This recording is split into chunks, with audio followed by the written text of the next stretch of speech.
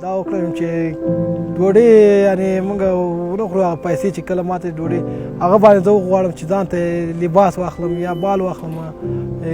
دې لپاره چې زه پرې کرکټ وکړم میچو ته لاړ شم میچونه پرې وکړم دې لپاره یعنې لارې کرایه کړم میچو ته کله ځم دا او هغه حادثه چې کله وشوه ما لاس سره چې دا ګوتې مې خپلې لاس ورکړې هغه دا کور و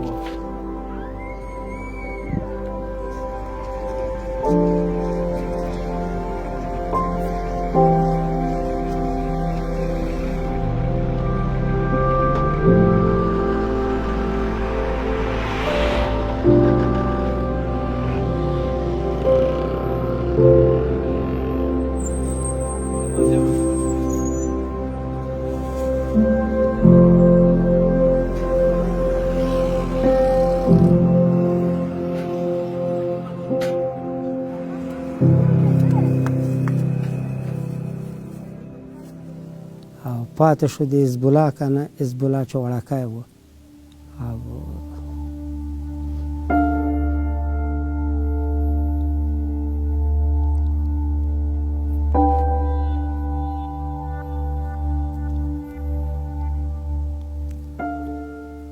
د به دا بال به پیدا کړی و دا به یې کاوه خو یو وخت راغی چې د ده د الله سوال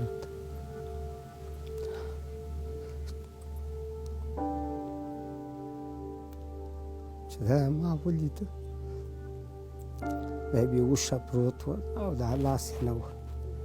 لاس یې نه و دا موټر کې یو موټر خلکو را پیدا کړ پکې وامچاو دا د پوهنتون شفاخانې ته مې و پوهنتون شفاخانه کې راته ویلې وایي دلته علاج نه کېږي دغه ځای نه واخیسته علي آباد ته مې یووړ علي آباد کې لږ داسې په اسمان چې د ده دا وینه ودرېږي هغه یې وکړه وایي دلته علاج نه کېږي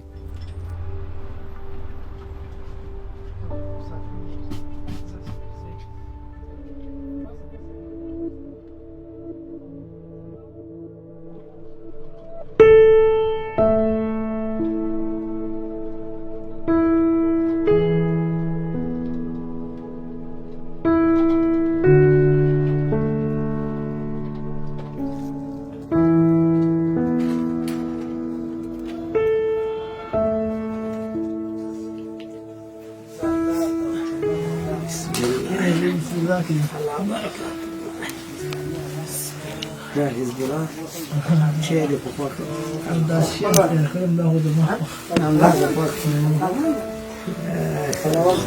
عبدالکریمي خو دې ډېر چې کله حادثه وشوه مور پلار رونه ټول خفه شو چې دا د ته هیله او تمه وکړه دا له ماشومتوب نه دغه درلوده چې زه به دغه کار کوم دا کرکټ ته ځان به رسوم ملي ټیم ته به حتما زه رسېږم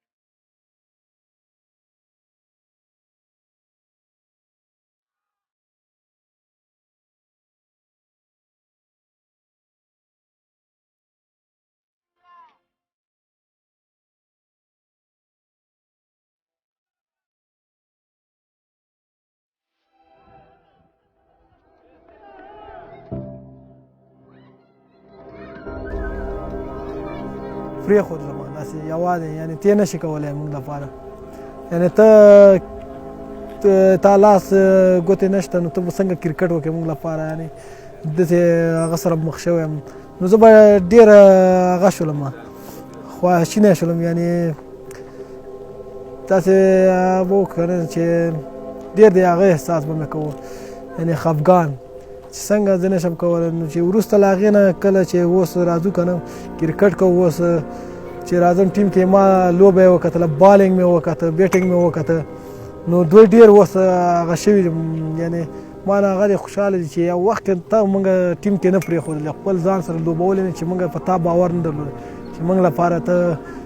میچ وګټې یا لوبه وکړې بیټینګ وکړی شي نه شي کولی خو اوس دا ګورو چې ته ماشاءالله ډېر تکړه شوی دی هغه لپاره په دې ګرام چې کله ما لاس هغه وکړم چې کله ډوډۍ خوړل نو دا مور به مې راغله څنګ کې به راته کېناست دا ډوډۍ به ما ته هغه کړه معده به یې کړه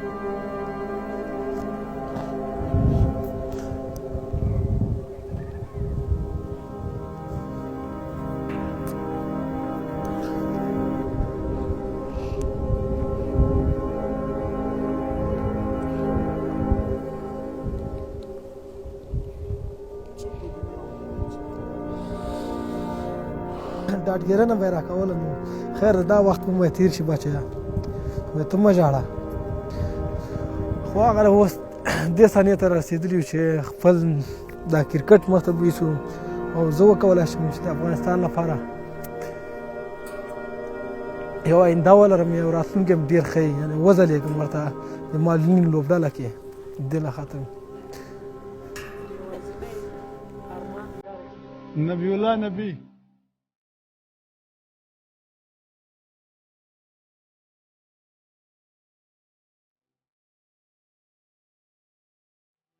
نبی ستړی مسې جوړ په خیر والا پرفارمنس دې کړی ټیم ته راغلی مبارک دی وي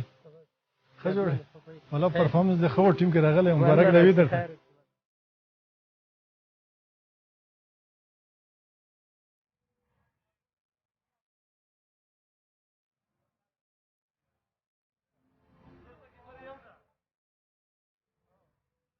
سره د دې چې زه معلول یم خو ما دا احساس وکړه چې زه معلول یم خو ناتوانه نه یم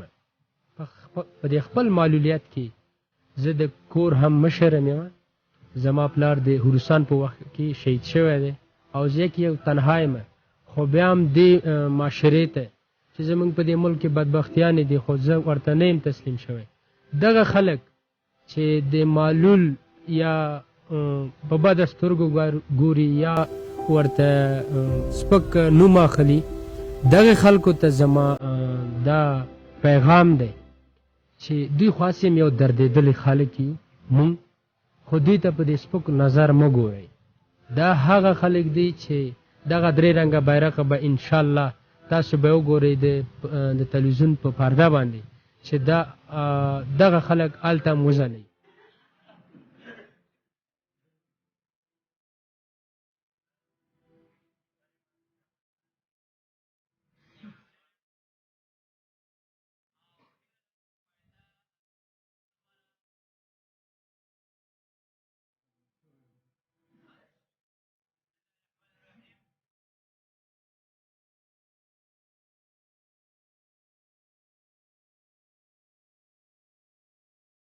نه د مخه خو ټولو ځوانانو ته ښه راغلاست وایم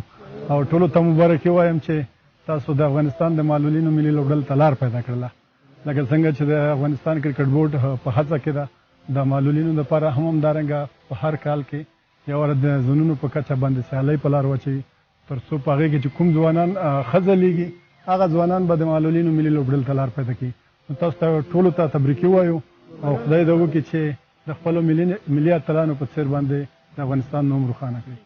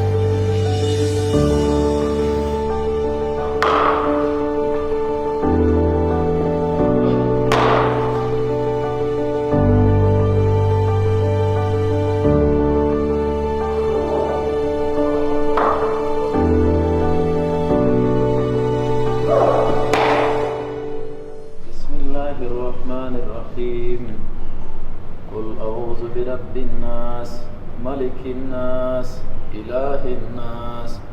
من شر الوسواس الخناس الذي يوسوس في صدور الناس من الجنة والناس. صدق الله العظيم. ما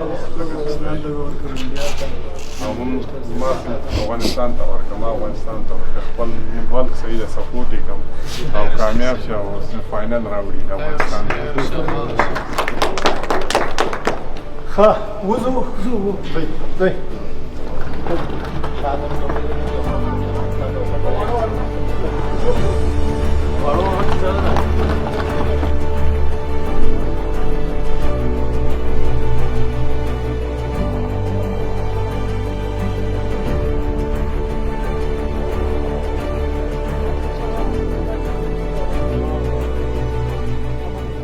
او ما چې کله نېشنل ټیم زه خبر نه وم، زه په کور کې وم کله چې ما نېشنل ټیم ته لار پیدا کړې خو زه نه وم خبر. زمونږ د لوبډلې چې کیپټن ټاکل شوی دی هغه راته زنګ وویل نبي الله نبي نبیږي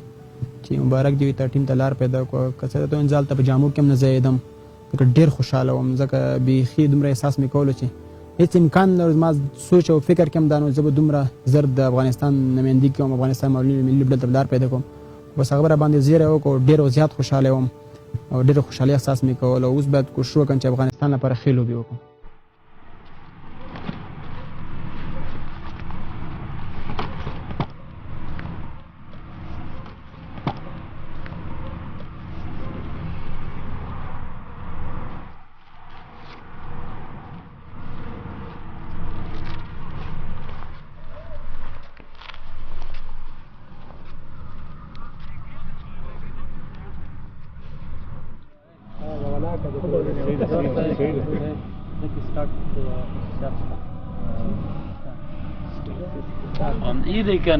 بسم الله الرحمن الرحیم.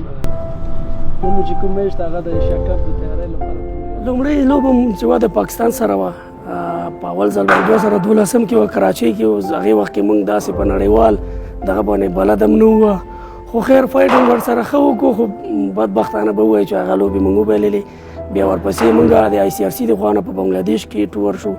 چې هلته موږ بنګلادیش ته ماتې ورکړه. د انګلینډ نه موږ په 2 رنزونو باندې ماته وخوړه چې سیم فاینل نه بهر شو. همداسې